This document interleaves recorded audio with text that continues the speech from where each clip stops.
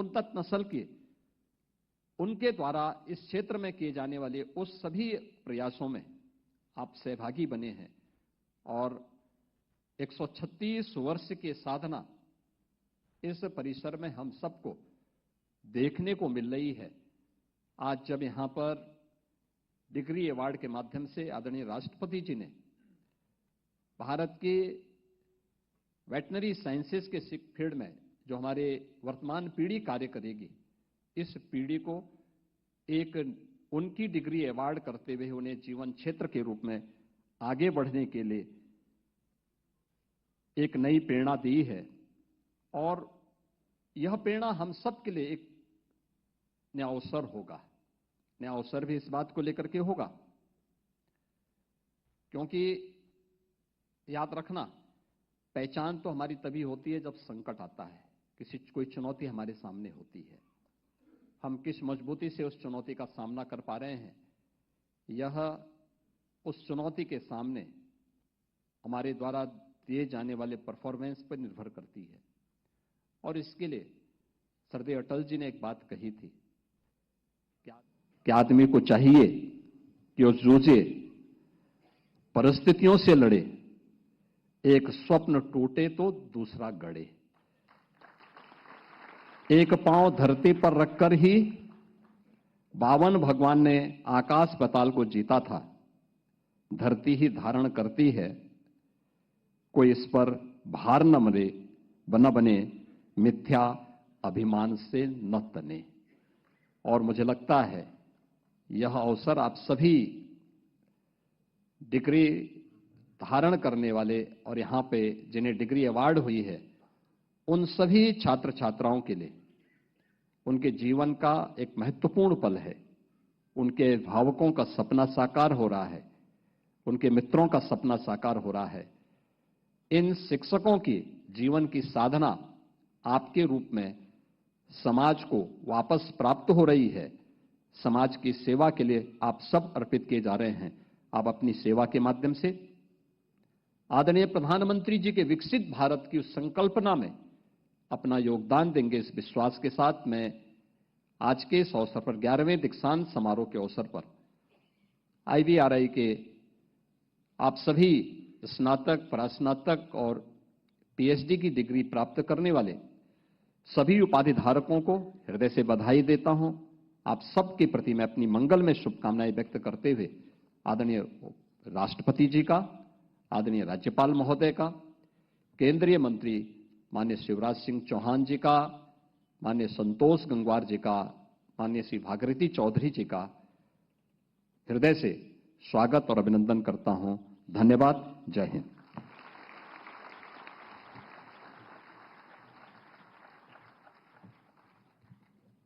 धन्यवाद sir. May I now invite the Honorable Governor of Uttar Pradesh, Shrimati Anandiben Patel ji, to kindly address the convocation gathering, please.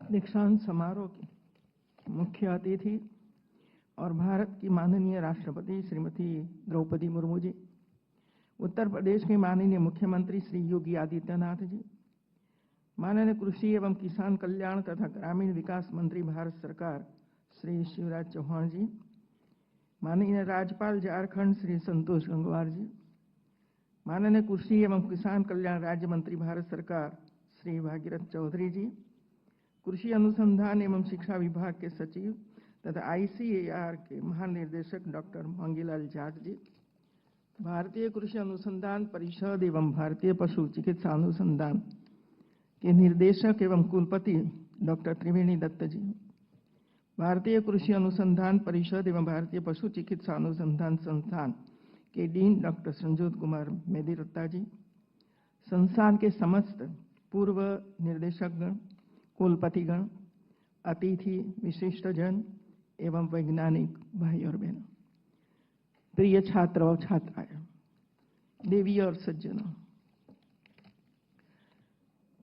यूनिवर्सिटियों में पढ़ने वाले सभी छात्र छात्राएं अपने अपने तरीके से अपने अपने विभागों में अच्छा काम कर रहे हैं, पढ़ रहे हैं। और ये है कि भाई श्रेष्ठ काम किया हो उसको गोल्ड मेडल, अलग अलग प्रकार के मेडल मिलना चाहिए। और इसी वजह से कभी कभी मैं कहती हूं कि पहला क्रम और दूसरे क्रम में कोई खास अंतर नहीं होता है, 1-2 अंक का ही अंतर होता है। और इसी वजह से जिसको भी अवार्ड न मिला हो उसको निराश नहीं होना चाहिए, उसको भी खुशहाली होनी चाहिए मित्रों। ये सालों से परंपरा चलती आ रही है दीक्षांत समारोह की, और करना भी चाहिए। शुभकामनाएं, प्रेरणा, मार्गदर्शन और आगे आने वाले समय में हमें क्या करना चाहिए, ये पूरा मार्गदर्शन ऐसे समय में हम सब लोगों को, ऐसे वरिष्ठ लोगों से मिलता है। और यही काम हमारा सबका है मित्रों। मैं आज इतना ही बताऊंगी कि उत्तर प्रदेश की जो यूनिवर्सिटियां हैं, जब मैं राज्यपाल का एक दायित्व निभा रही थी और इधर आई, तब मैं माननीय प्रधानमंत्री जी को मिलने के लिए गई कि हमें क्या करना चाहिए। क्योंकि एक और एक कहा जाता है कि भाई वो तो पोस्ट ऐसी है कि आप कुछ नहीं कर सकते हो। और मैं तो गुजरात में 30 साल काम करके आई। तो प्रधानमंत्री जी ने अपनी चिंता व्यक्त की, और ये चिंता ये थी कि देखिए भारत भर में हमारी कोई यूनिवर्सिटी 1000 में भी नहीं है, 500 में भी नहीं है। हमें सब प्रयास करके हमारी जिस प्रकार की यूनिवर्सिटियां है, इसमें मेहनत करके, बैठकर, सोचकर, मार्गदर्शन के कर वहां क्वालिटी एजुकेशन हो, रिसर्च हो, और जो खुटती कड़ियां है वो करना है। और दूसरा, नेशनल एजुकेशन पॉलिसी का इम्प्लीमेंटेशन करवाना है, नए नए हमारे अभ्यासक्रम करना है। और बच्चों में जो टैलेंट है वो सीखना चाहते हैं, जो करना चाहते हैं, और समाज को जो जरूरत हो, चाहे वो महिला हो, चाहे वो कोई डॉक्टर हो, चाहे किसान हो, उनको क्या जरूरत है, उनकी क्या समस्याएं हैं, ये समस्याओं का समाधान हम किस तरह कर सकते हैं, ये बात हम लोगों को बताइए। तो हम लोगों ने प्रयास शुरू किया मित्रों। और कृषि यूनिवर्सिटियां उत्तर प्रदेश में 5 हैं, 4 कृषि यूनिवर्सिटी, 1 पशुपालन वेटरनरी। जब मैंने कहा कि हम लोग एनआरआई में जा रहे हैं और नेक मूल्यांकन लिखिए, हमें प्रयास करना है, तब पहले ही मेरे सामने ये आया कि हम तो आईसीएआर जो कहेगा वो ही करेंगे।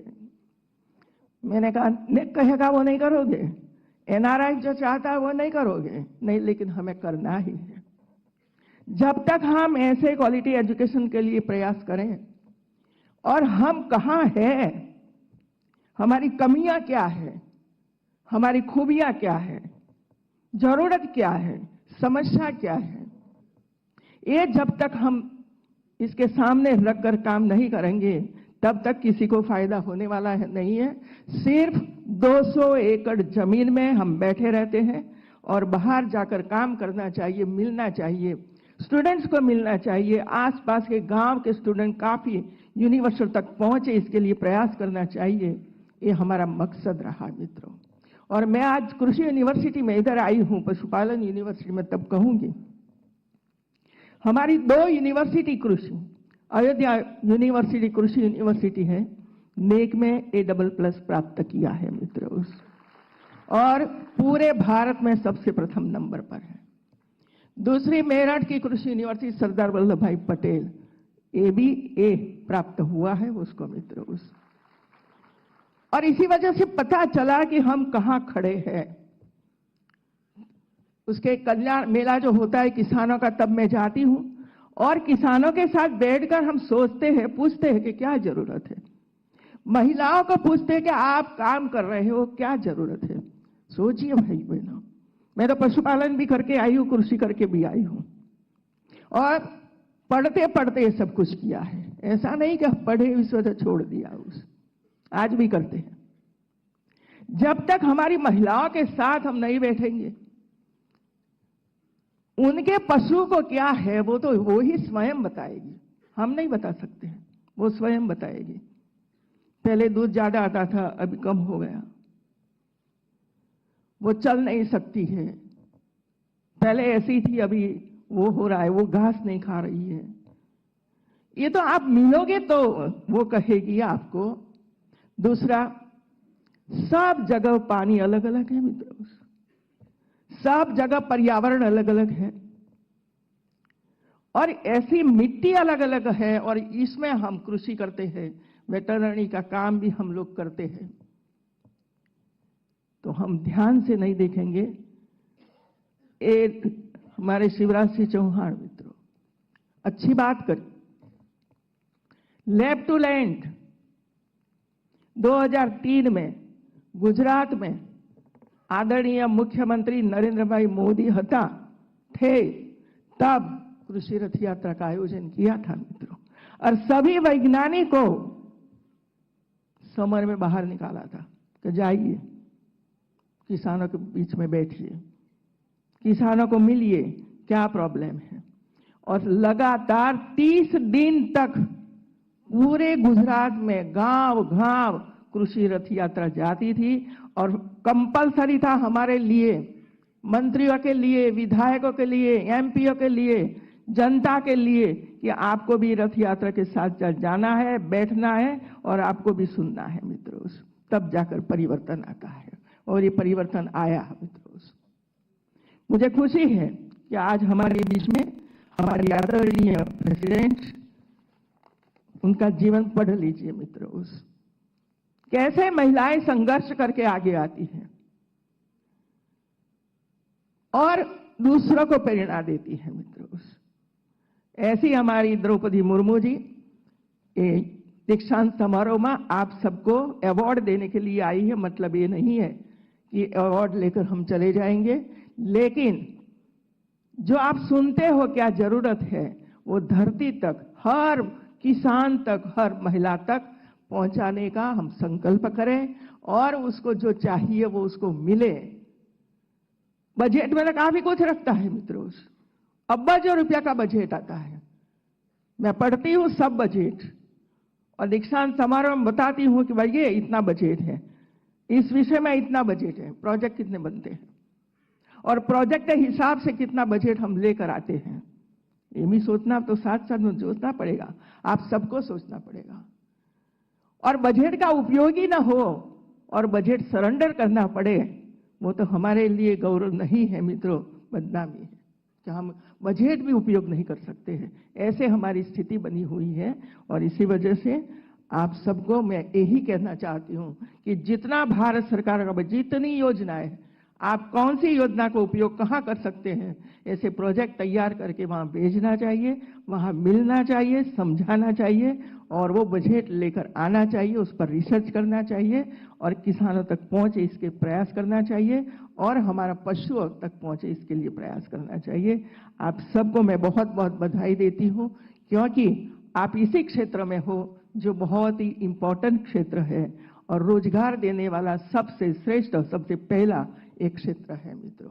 और इसी वजह से आप सबको बहुत बहुत बधाई। अच्छा काम करते रहिए, अपने माता पिता को भी संभालते रहिए। जय Hind.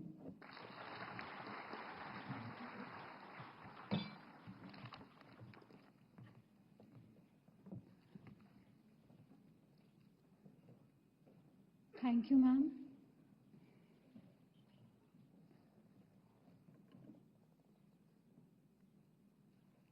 I humbly request the Honorable President of India, Srimati Draupadi Murmu ji, to deliver the convocation address, please.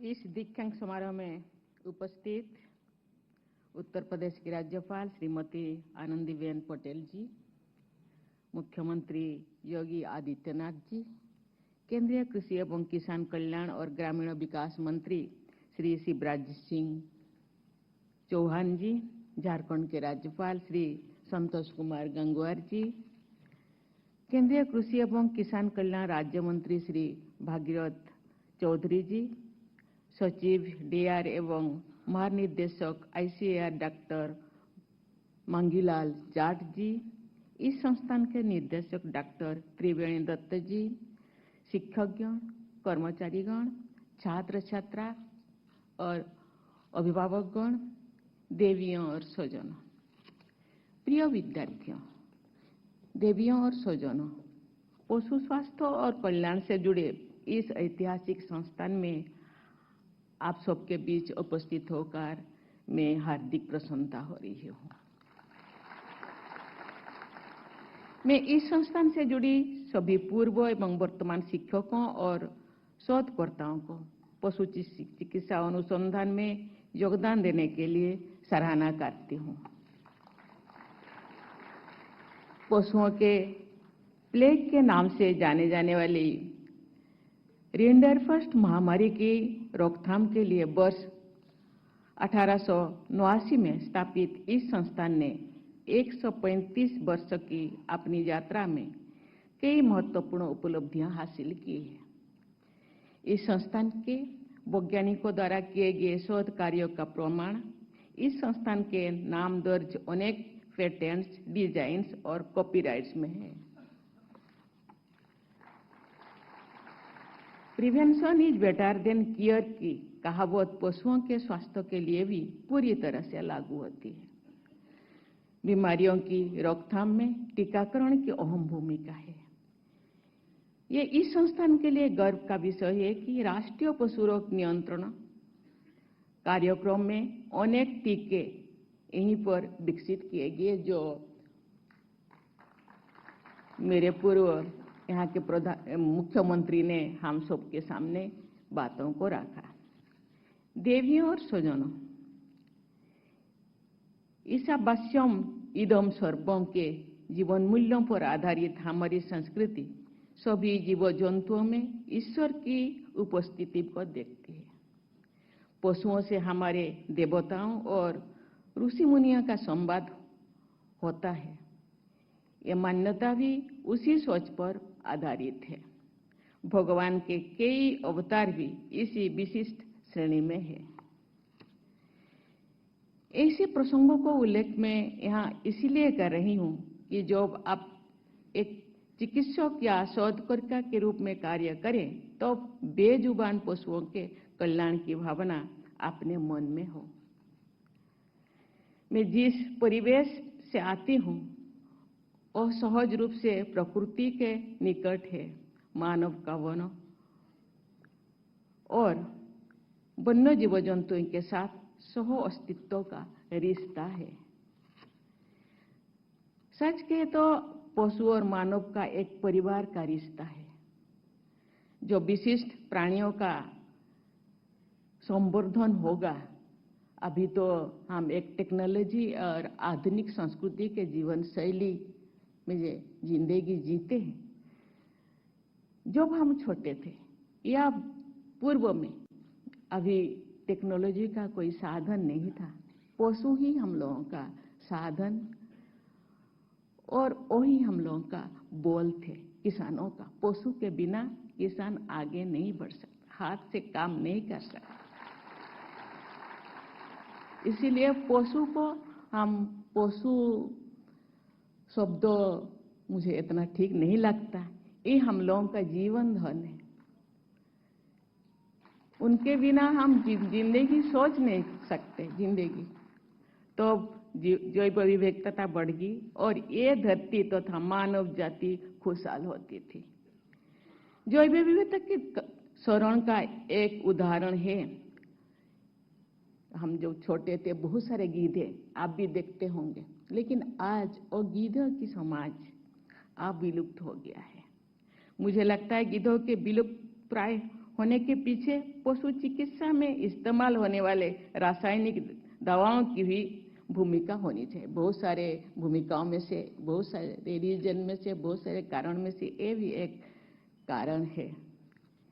ऐसी दवाओं पर प्रतिबंध लगाना गीधों के संरक्षण की दिशा में सराहनीय कदम है। अभी वैज्ञानिकों ने इस दिशा में कदम उठाए, इसलिए मैं उनको बहुत बहुत धन्यवाद देना चाहती हूँ। और भी कोई प्रजातियां या तो विलुप्त हो गई है या विलुप्त होने पर कगार पे है। इन प्रजातियों का संरक्षण पर्यावरण संतुलन के लिए बहुत ही आवश्यक है। भारतीय पशु चिकित्सा अनुसंधान संस्थान जैसे संस्थाओं से मेरी अपील है कि वे जैव विविधता को बढ़ाने में अग्रणी भूमिका निभाएं और आदर्श प्रस्तुत करें। मैं आज उपाधि और पदक प्राप्त करने वाली सभी विद्यार्थियों को बहुत बहुत बधाई देती हूँ। इस सफलता में योगदान देने वाले आपके शिक्षकों, परिवारजनों और अभिभावकों को भी शुभकामनाएं प्रेषित करती हूँ। आज पदक प्राप्त करने वाले विद्यार्थियों में छात्राओं की बड़ी संख्या देखकर मुझे गर्व हो रहा है कि बेटियां अन्य क्षेत्र की तरह पशु चिकित्सा क्षेत्र में भी आगे आ रही है। ये बहुत ही शुभ संकेत है। जिस चीज की हम लोगों के गवर्नर ने हम लोगों के सामने रखे कि महिलाएं भी आगे जा रही, क्योंकि जब गुहाल का काम करते थे, कैटल शेड का गांव में काम करते हैं, कौन काम करते हैं? माँ, बहन। गायों को सेवा कौन करते थे? माँ बहन करते थे, क्योंकि गायों से या पशुओं से जुड़ाव माताओं बहनों का ज्यादा है। इसलिए माता बहनें, हमारे यहाँ जमीन में भी काम ज्यादा बहनें काम करते हैं, माताएं काम करते हैं आज भी। इसीलिए इस क्षेत्र में बेटियों का जुड़ाव मुझे बहुत अच्छा लगा। बहुत बहुत धन्यवाद देना चाहती हूँ। प्यारे विद्यार्थियों, आप सब ने निरीह और बेजुबान पशुओं की चिकित्सा और कल्याण के क्षेत्र को अपने करियर के रूप में चुना है। मैं चाहती हूं कि आपके इस चुनाव के पीछे सर्वे भवन्तु सुखिनः सर्वे सन्तु निरामय की भारतीय सोच का भी योगदान रहा है। आपके संस्थान का ध्येय वाक्य है सत्यात् संजायते ज्ञानम, जिसका भावार्थ है सत्य गुण से ज्ञान की प्राप्ति होती है। मुझे विश्वास है कि इसी भावना के साथ आपके यहाँ पर शिक्षा प्राप्त की होगी और भविष्य में भी इसी मूल भावना के साथ कार्य करते रहेंगे। मेरी सलाह है कि जो भी आपके सामने दुविधा का क्षण हो, आप उन बेजुबान पशुओं के बारे में सोचिए जिनके कल्याण के लिए आपने शिक्षा ग्रहण की है। आपको सही मार्ग जरूर दिखाई देगा। मुझे बताया गया है कि पशु विज्ञान के विभिन्न क्षेत्रों में उद्यमिता और स्टार्टअप को बढ़ावा देने के लिए इस संस्थान में पशु विज्ञान इंक्यूबेटर कार्यरत है। आपको इस सुविधा का लाभ लेते हुए अपने उद्यम स्थापित करने चाहिए। इससे आप न केवल जरूरतमंदों को रोजगार दे पाएंगे, बल्कि देश की अर्थव्यवस्था में भी योगदान कर पाएंगे। विश्व भर के प्रतिष्ठित संस्थानों और उद्यमों में सेवारत यहाँ के पूर्व विद्यार्थियों भी इस कार्य में आपका मार्गदर्शन कर सकते हैं। देवियों और स्वजनों, आज दुनिया भर में वन हेल्थ की अवधारणा महत्व प्राप्त कर रही है। इस अवधारणा के अंतर्गत ये माना जाता है कि मानव, घरेलू तथा जंगली जानवर, वनस्पति और व्यापक पर्यावरण सभी एक दूसरे पर आश्रित है। हमें अपनी परंपरा और इस अवधारणा का अनुसरण करते हुए पशु कल्याण के लिए प्रयास करना चाहिए। एक प्रमुख पशु चिकित्सा संस्थानों के रूप में इंडियन वेटनरी रिसर्च इंस्टीट्यूट इस क्षेत्र में विशेष रूप से जूनोटिक बीमारियां की रोकथाम और नियंत्रण में महत्वपूर्ण भूमिका निभा सकता है। ईश्वर ने मनुष्य को जो सोचने समझने की शक्ति दी है, उसका उपयोग सभी जीव जंतुओं के कल्याण के लिए किया जाना चाहिए। हाल की कोरोना महामारी में मानव जाति को आगाह किया है कि उपभोग आधारित संस्कृति ने न केवल मानव जाति बल्कि अन्य जीव जंतुओं और पर्यावरण को अकल्पनीय क्षति पहुंचा सकती है। पशु कल्याण के लिए नियमित रूप से पशु आरोग्य मेलों का आयोजन होना चाहिए। इन मेलों के तहत गांव-गांव में कैंप, लगातार पशुओं की चिकित्सा होने पर पशुओं के साथ साथ समाज भी स्वस्थ रहेगा। मैं थोड़ा किसान परिवार से जुड़ी हूं, लेकिन आज गांव-गांव में पशु दिखने को नहीं मिलते हैं। घरेलू पशु जे हम लोगों को खेती में सहयोग करते हैं। आज टेक्नोलॉजी आया, आज ट्रैक्टर, लेकिन कृषि साथी जो केंचुआ, ये बहुत सारे चीजें जमीन में जो रहेंगे वो आज खत्म हो गया, जमीन बंजर हो गया। लेकिन उसको हम किस रूप से संरक्षण कर पाए, जमीनों का उर्वरता कैसे हम अच्छा कर पाए, इसी दिशा में सबको सोचना चाहिए। एक किसानों को भी और वैज्ञानिकों को भी, चिकित्सकों को, जनसाधारण को, इसी दिशा में हमको सोचना चाहिए, क्योंकि पशु संपदा का संरक्षण, उनका विकास हम सबका कर्तव्य होना चाहिए।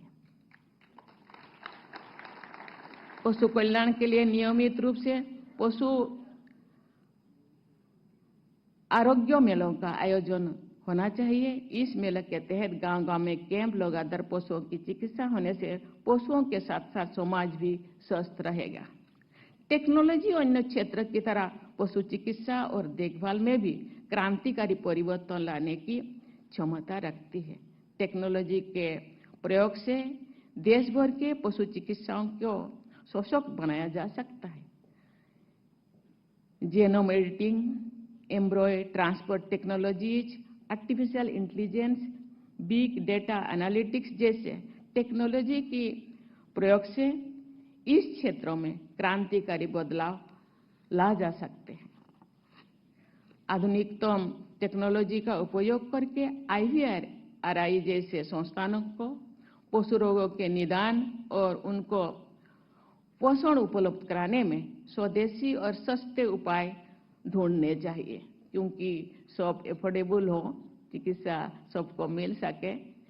साथ ही उन दवाओं के विकल्प भी तलाशने चाहिए जिनके साइड इफेक्ट्स न केवल पशुओं के बल्कि मनुष्य और पर्यावरण को भी प्रभावित करते रहें। अंत में मैं एक बार फिर उपाधि और पदक प्राप्त करने वाले सभी विद्यार्थियों को बहुत बहुत बधाई देती हूँ। मेरी आशीर्वाद आपके साथ है। धन्यवाद। जय हिंद, जय Bharat.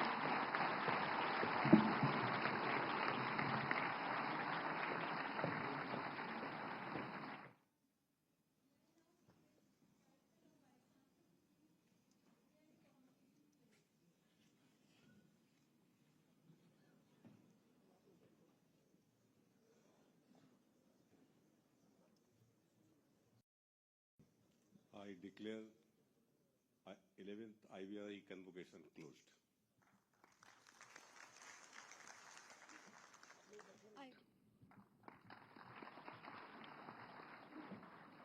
I request everyone to please rise for the national anthem.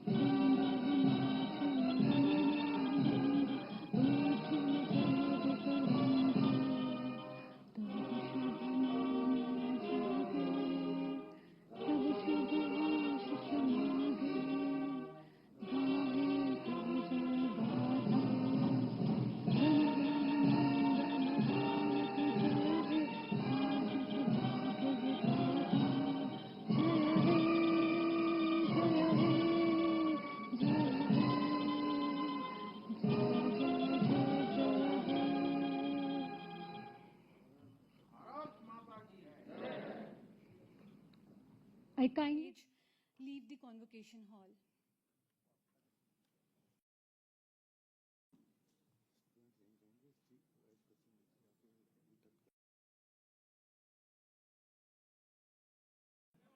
all the students of IVRI is requested to please stay back in the convocation hall. Honorable Union Minister wants to interact with you all. So kindly please be here. Don't leave the hall. He'll be coming back within 1 minute.